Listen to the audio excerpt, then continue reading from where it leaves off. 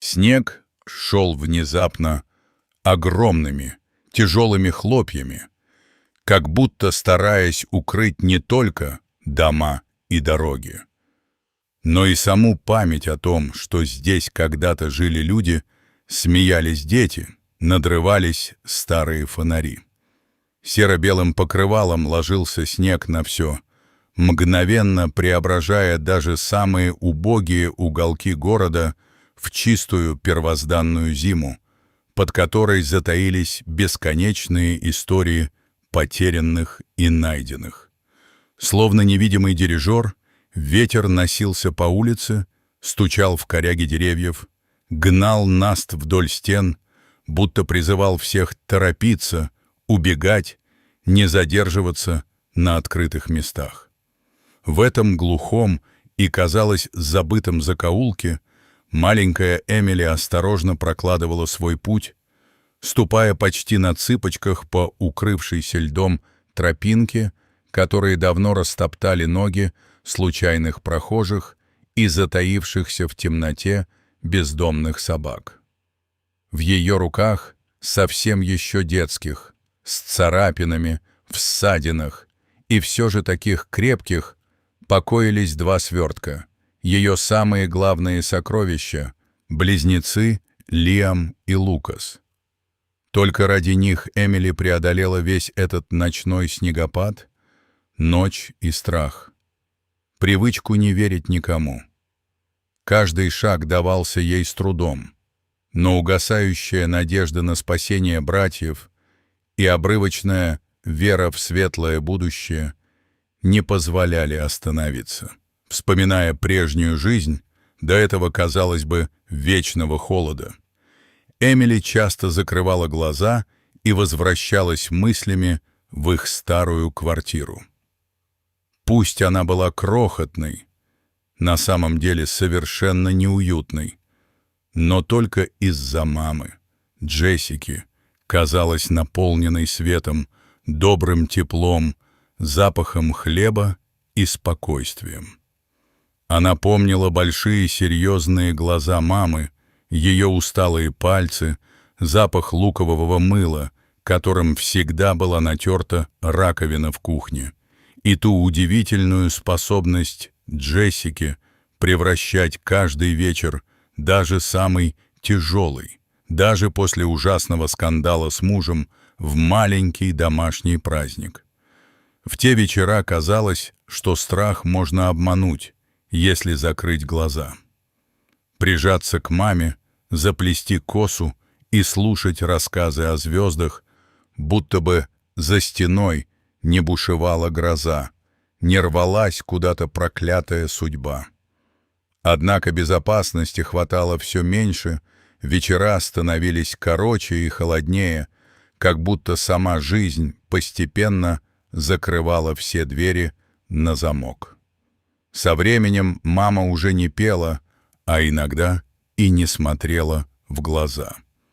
Особенно тяжело было в дни, когда отец, Роберт, возвращался домой после долгого отсутствия. Его громкие шаги отдавались в груди, как удары сердца, и вся квартира замирала. Он входил в комнату злой, грубый, тряс руки, бросал сумку у порога, и никто не знал, будет ли сегодня ужин или вопли, перебранка или долгие обиды, утихающие в щелях между старыми обоями. Независимо ни от чего, мама всегда боролась до последнего. Она прятала детей, иногда закрывая их в комнате, иногда сажала Лукаса и Лиама к себе на колени и пела им нежно, так тихо, что слышно было лишь троим. Эмили тогда клялась себе: «Я вырасту, никогда не позволю им плакать вот так. Никогда». Но с каждым днем мечта становилась только сложнее. Проклятие, кажется, жило в их доме. Даже чужие веселые гости, мимолетные улыбки соседей не давали отвечающего семейного счастья. Иногда в окна заглядывали солнечные зайчики, а потом отец вдруг превращался в ураган. В тот страшный вечер все было иначе.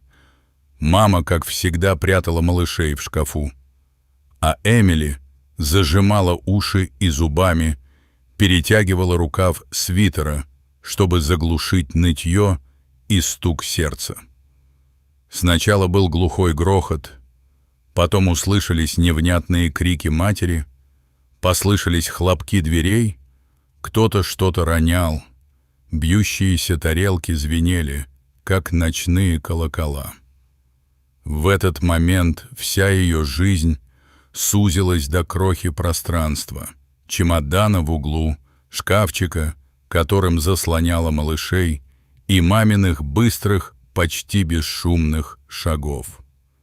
Приют встретил их несправедливой тишиной.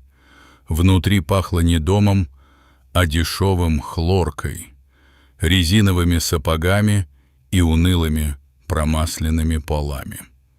Все от персонала до старшеклассников-девчонок, которые притворялись взрослыми, были враждебны тому, что трое детей держались вместе. Эмили пришлось не только защищать братьев от других малышей, которые подолгу дразнили их, старались отобрать игрушки, но и сама вставать на защиту малышей каждый день. Она выкрадывала для них лишнюю булку, прятала самые мягкие пледы, стирала одежду вручную, если кто-то из братьев пачкался. Тут не было ни любви, ни света, ни сна, здесь выживали. И каждый раз, когда вечером воспитательницы начинали обсуждать, с кем из мальчиков удобнее работать и как быстро разлучить детей по разным отделениям для лучшей адаптации, по Эмили холодок пробегал по спине. Она не смела ни кричать, ни плакать, только теплые ладошки малышей были для нее единственным смыслом. Все катилось к катастрофе быстро. Новая начальница учреждения, властная и равнодушная, велела девочку отправить в другой блок, мальчиков на распределение. Озлобленные женщины объясняли, так будет им лучше. Тогда Эмили поняла, если не сейчас, значит все, конец. Она начала готовиться к побегу, запоминала, когда засыпают охранники, где на кухне прячутся сухари, кто из старших мальчишек покидает территорию первым утром, а какие окна открыты всегда, даже в мороз. Занималась этим скрупулезно, будто взрослая. В голове держала план. Куда идти, где спрятаться, что на случай, если братьев заболеют. Самое страшное было не ошибиться, не замешкаться с дверью, не разбудить малышами персонал. Наконец настал нужный момент. Однажды ночью Эмили незаметно выскользнула из спальни, сначала взяв самых любимых плюшевых зайчиков, потом вытянула сверток, где лежали 2 бутылочки и сухое печенье. Лиам дышал тяжело. Лукас всхлипывал, но Эмили, словно кошка, двигалась беззвучно. Она прижимала малышей к груди и, прижавшись к стене, скользнула вдоль тускло освещенного коридора. Охранник внизу сопел и даже не заметил, как в темноте промелькнул тень с 2 маленькими телами на руках. Она будто летела, так сильно билось сердце, так сильно хотелось, чтобы все получилось. Город встречал ее безразличием. Даже снег был не радостной забавой, а врагом. Плотный, тяжелый. Он давал надежду на анонимность, но замедлял шаги, высасывал тепло через дырявые ботинки, укутывал одежду так, что каждый лишний шаг становился пыткой. Днем Эмили пряталась за стенами гаражей или внутри старых автобусных остановок с разбитыми остеклениями, ночью бродила по улицам, лавируя между спящими взрослыми, крысами и бродячими собаками. Однажды она набрела на полуразрушенный строительный вагончик, спряталась там, убаюкивая братьев пением, пока за стенами гремела чужая жизнь. Несколько раз ей везло. Бабушка с седыми косами угостила их хлебом, другой раз прохожий бросил шоколадку. Но были и те, кто грозил вызвать полицию или попросту выдвигал ноги, чтобы показать: «Ты тут чужая». От усталости ноги были синими, щеки трескались от ветра, а во рту за днями пахло голодом. И все же Эмили двигалась, словно ведомая неведомой силой, которую могли понять только дети, потерявшие все, кроме хотя бы одной любви. В самые трудные минуты она вспоминала, как в их старом доме мама носила на руках малышей, как Лукас шумно смеялся, затягивая за собой Лиама в импровизированные игры с котом, как они вместе строили крепости из подушек. Она вспоминала, как мечтала стать художником, а мама уверяла ее, что у нее руки волшебницы. И эти воспоминания клонились ее не в отчаяние, а к новой силе. Значит, есть ради чего жить, бежать и выстоять. И все-таки ее силы однажды кончились. Добравшись до окраины города, где снег уже лежал плотной периной на холмах, она заметила старый мост. Под ним было чуть теплее, ветер не бил так сильно, а бетонные колонны отдавали глухой теплый гул собственной уверенности в себе. Здесь Эмили уложила братьев прямо на свои колени, обернув принесенными пледами, и, едва накрыв малышей, заснула вместе с ними, несмотря на то, что холод пронзал кости, а глаза закрывались от усталости и леденящей дрожи. Больше всего на свете она боялась не себя. Она всегда не думала о себе. Страх был только за братьев, чтобы Лиам не простыл, чтобы Лукас не проснулся и не заплакал так, что привлечет внимание взрослых или собак. В каком-то забытой богом закоулке на окраине города под мостом Эмили впитала всю ночь, но именно здесь, словно крохотная искра надежды, случилось невероятное. В это же время возвращался домой Майкл Чен. Крупный мужчина с уставшими добрыми глазами и тихим голосом. Он всю молодость провел среди детей из сложных семей, сам пережил потерю родителей и не верил, что когда-нибудь найдет свое место в жизни. Именно поэтому профессия адвоката казалась ему не работой, а служением. Он боролся за права самых слабых, против несправедливости и равнодушия. В тот вечер его задержали на благотворительной встрече, после которой он ехал медленно, усталый, размышлял о бессилии в борьбе с государственными машинами опеки. Вдруг на обочине, под погасшим фонарем, он увидел маленький силуэт, сжавшийся в себе, словно хотел спрятаться от мира. Два спящих мальчишки, девочка, кутающая их в остатки одежды и одеяла. Сердце Майкла сжалось. Он тут же остановился, вышел из машины, накрыл детей своим бушлатом, осторожно перенес в теплый салон. Девочка сначала испугалась, застыв, сжимая братьев, но Майкл говорил тихо, без суеты, так, как говорят только те, кто сам боится причинить лишнюю боль. Он быстро связался со своей коллегой Сарой, организовал визит в круглосуточную гостиницу, вызвал врача, купил на все ближайшие сутки еды и лекарств. Братья съели по тарелке овсяной каши, выпили теплого чая. Эмили пока сидела, не веря в происходящее. Она ревновала и боялась. Вдруг и этот взрослый заберет у нее братишек. Едва добравшись до номера, Майкл уговорил дежурную медсестру остаться на всю ночь. Она была удивительно заботливой, укрыла детей одеялами, выдала успокаивающие капли Лукасы, даже пошепталась с Эмили, обещая, что никто не тронет ее братьев без разрешения. Эмили не спала почти до утра.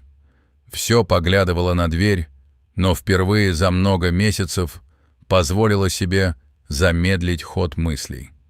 Пока они спали, Майкл и Сара провели настоящее расследование. Через знакомых в полиции они выяснили: матери детей удалось ускользнуть от мужа-тирана, но ее все еще искали сотрудники опеки. Папки с детьми были подделаны. Их собирались раздать разным семьям, не считаясь ни с родственниками, ни с желаниями самой Джессики. Майкл собрал документы, встретился с ответственными лицами, подключил своих юридических советников, чтобы никто не смог манипулировать судьбой детей против их воли. Через 3 дня дети оказались вместе с матерью в гостеприимном доме Чена, полном света и кислого запаха кофе, который не мог заменить домашнего очага, но все равно был лучше хлорки приюта. Джессика сперва не верила глазам, выглядела истощенной, но когда обняла детей, разрыдалась. Столько боли не находила выхода слишком долго. Эмили долго держалась настороженно, иногда даже склонялась к мысли, что счастье — только краткое наваждение. Но постепенно, через вечер на мягком диване, через бабушкины рецепты, через совместные занятия с Сарой, страх начал слабеть.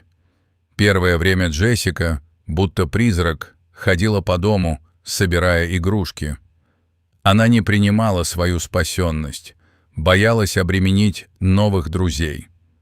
Она много разговаривала с Майклом, чаще по ночам, когда страх возвращался, а одиночество оживало в зеркальном отблеске окон. Сара помогала ей, проводила консультации, показывала пример, что не стыдно бояться, что можно заново учиться радоваться, что иногда достаточно простого человеческого участия.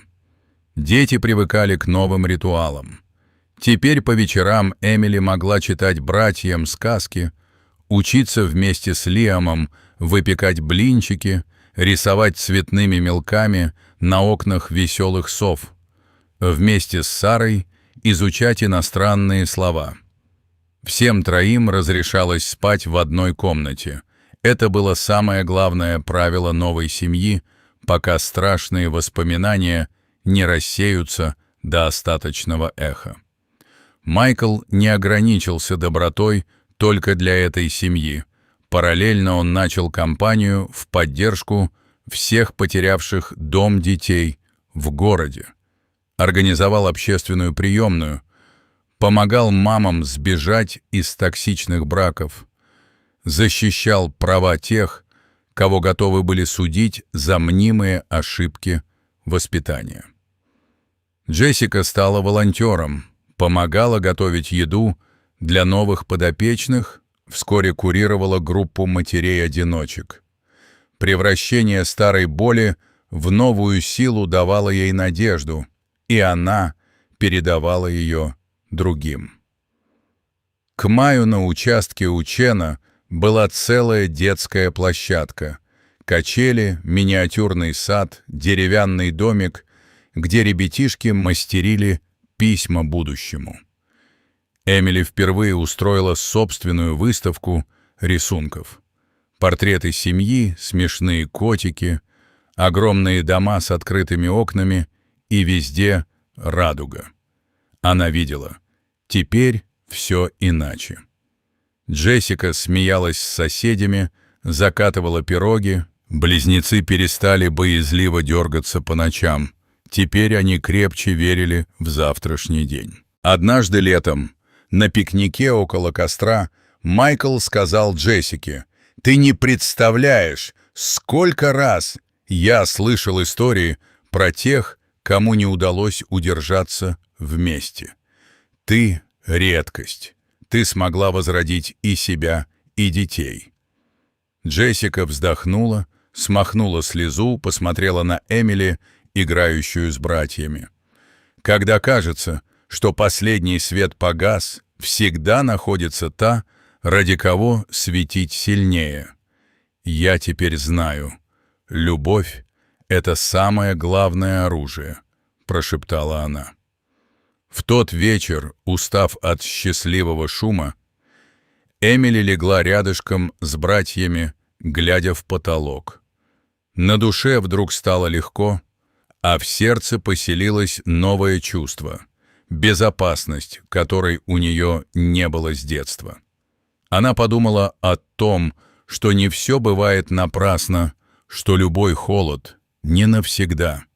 Если рядом есть родные и хотя бы один взрослый, который не боится защищать даже самых слабых.